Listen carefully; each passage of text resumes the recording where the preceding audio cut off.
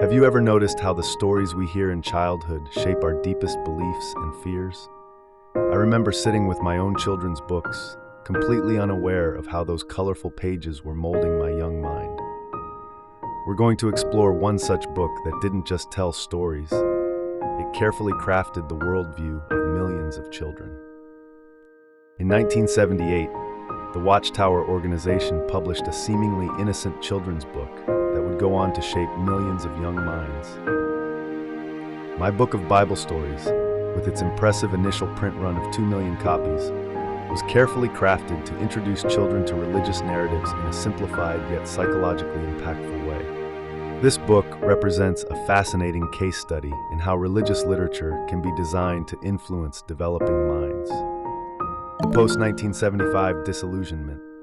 To fully understand the psychological weight of my book of Bible stories, we must consider the timing of its release. Well, knowing this, then we are not embarrassed about adjustments that are made, nor is an apology needed for not getting it exactly right previously. Not really. Well, before we start to do that, let's be quite frank. Over the last few years, we've had a few changes with regard to the events. Sometimes it's a bit hard to remember. Was that what we used to believe, or is this what we believe now? Just 3 years prior, in 1975, Jehovah's Witnesses worldwide had been led to believe that Armageddon was imminent. Families made life-altering decisions, leaving jobs, postponing education, selling homes, in anticipation of the end. When 1975 came and went, without the prophesied destruction, a quiet crisis of faith rippled through the organization, targeting the children who stayed. In this context, the 1978 publication of my book of Bible stories takes on a deeper significance. It wasn't just a children's book, it was a strategic tool aimed at the youngest survivors of that theological disappointment. These were the children whose families remained loyal despite the failed prophecy, and the book served to re-anchor their belief system before doubt could take root. By simplifying doctrine and embedding obedience, fear, and divine authority into vivid illustrations and emotionally resonant stories, the organization ensured that the next generation would internalize its teachings without questioning the past. Emotional recalibration through storytelling. Rather than addressing the failed prophecy directly, the book subtly redirected emotional energy. Stories of divine punishment and salvation reframed obedience as the ultimate virtue, while the absence of historical nuance allowed the organization to bypass accountability. For children growing up in the shadow of 1975, this book became a psychological reset, replacing confusion and disappointment with clarity, certainty, and fear-based loyalty. The book's design elements were carefully chosen to create an immediate emotional connection with young readers. The warm, golden color scheme evokes feelings of comfort and authority, while the friendly cursive font style makes the book appear approachable and trustworthy. These seemingly innocent design choices mask the book's underlying purpose of establishing early religious indoctrination through familiar, comforting visual elements. Looking deeper into the book's structure, we find careful attention paid to establishing institutional authority. The copyright page prominently features the Watchtower organization's credentials, while the simplified language is justified as making the content more accessible to children. This strategic positioning of authority serves to create an unquestionable foundation for the religious teachings that follow. The book's presentation of the creation story reveals its first major attempt at shaping young minds. Rather than acknowledging various perspectives on origins, the narrative presents creation as absolute fact, using language that subtly discourages questioning or critical thinking. This approach effectively closes the door to alternative viewpoints before children have the chance to explore them. The portrayal of the Garden of Eden creates an idealized world that can have profound psychological implications for young readers.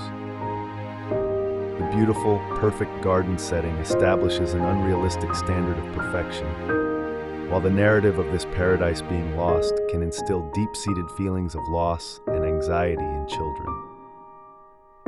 This creates a powerful emotional foundation for the religious teachings that follow. In the story of Adam and Eve, we see how the book establishes the crucial concept of absolute obedience. The narrative carefully constructs a world where questioning authority leads to severe consequences, teaching children that blind obedience is the only acceptable path. This foundational story sets up a pattern of compliance that extends throughout the entire book. The portrayal of punishment and consequences in the book is particularly concerning from a psychological perspective. The harsh consequences for disobedience are presented in stark terms, creating a fear-based approach to compliance. This teaching method can lead children to believe that God's love is conditional, dependent on their absolute obedience. The Cain and Abel narrative further reinforces this black and white thinking pattern. Complex moral issues are reduced to oversimplified choices between good and evil, creating anxiety in children about being good enough in God's eyes. This story effectively establishes a pattern of thinking that can impact a child's moral development and self-image. The book's portrayal of moral choices and their consequences creates a world of stark contrasts. Good and evil are presented without nuance, while the constant threat of divine punishment looms over every decision. This approach can create a heightened sense of being watched and judged, potentially leading to anxiety and fear-based decision-making in children. The introduction of supernatural elements through the giant's narrative adds another layer of fear-based messaging.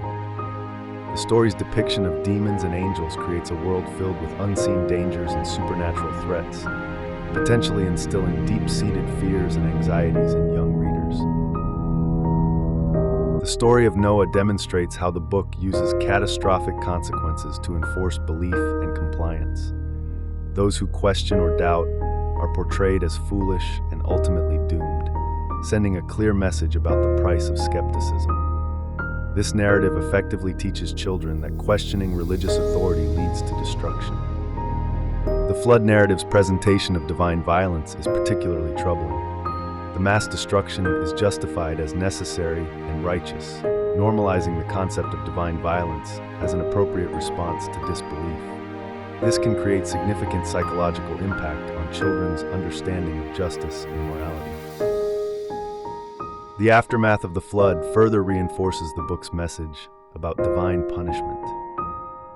The destruction of most of humanity is presented as a natural consequence of disobedience, potentially traumatizing young readers, while teaching them that God's love can include acts of mass destruction. The psychological manipulation techniques employed in my book of Bible stories represent a concerning approach to religious education. By using fear, absolute authority, and black and white thinking, the book creates patterns of thought that can impact children's development well into adulthood. This analysis highlights the importance of promoting critical thinking and open dialogue in religious education, rather than relying on fear-based compliance and unquestioning acceptance.